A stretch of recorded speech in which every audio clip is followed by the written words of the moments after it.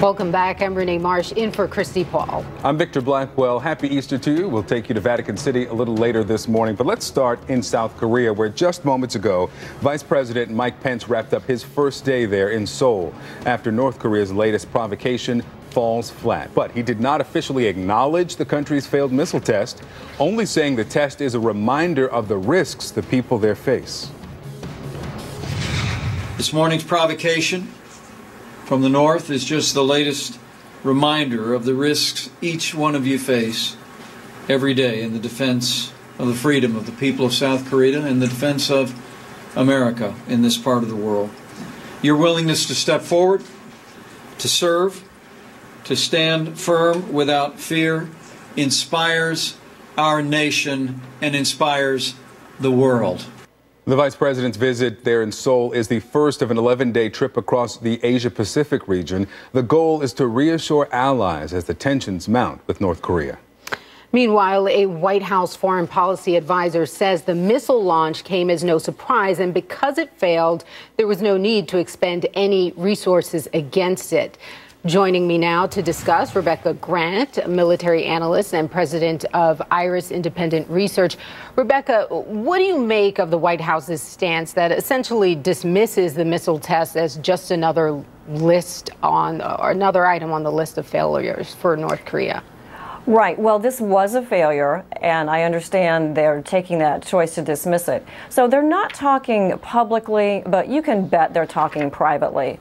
And I expect that Pence will be getting fresh information from South Korea's leadership on what they think about the test, what they think about Kim Jong-un's internal instability problems. And Pence can also talk privately with South Korea and later with other Asian leaders about possible military responses and how our allies in the region perceive the crisis at this point. All right, so I want to read you this statement. This is from Defense Secretary James Mattis. He says, the president and his military team are aware of North Korea's most recent unsuccessful missile launch.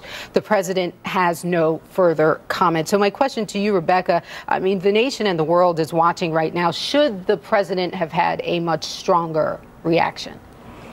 I love Mattis's response. That is so cold. If you are Kim Jong-un, that is just not what you want to hear. He hasn't scored any propaganda value with this. I expect, of course, we'll see more from the White House and from the team later on.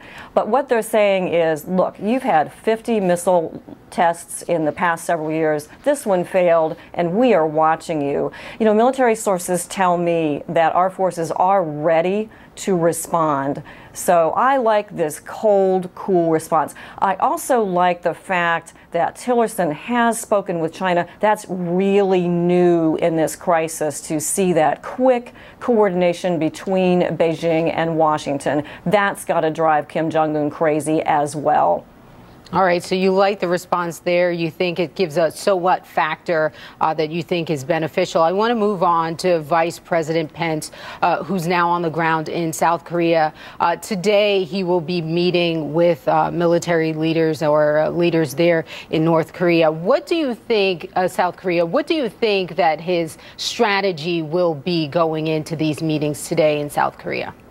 Right. Well, Pence's strategy, number one priority is reassurance. We have major treaty relationships with South Korea. Of course, we have 28,000 soldiers and airmen and naval forces in the area, 28,000 permanently stationed there.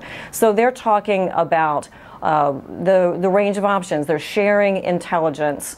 South Korea has the chance to review military deployments and say what we need. I think they'll be talking about continued deployment of the Theater High Altitude Air Defense System into South Korea, because make no mistake, even with this cool response we're seeing, this is still a very serious international crisis.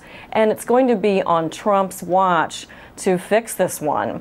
We've waited a long time to see these missile tests developing. There is now a concern about mating a nuclear warhead with a possible intercontinental missile. So it's a crisis that's really going to unfold. Pence is right at the center of that. He's in a great position to get South Korea's private reaction, share intelligence, and make some plans going forward.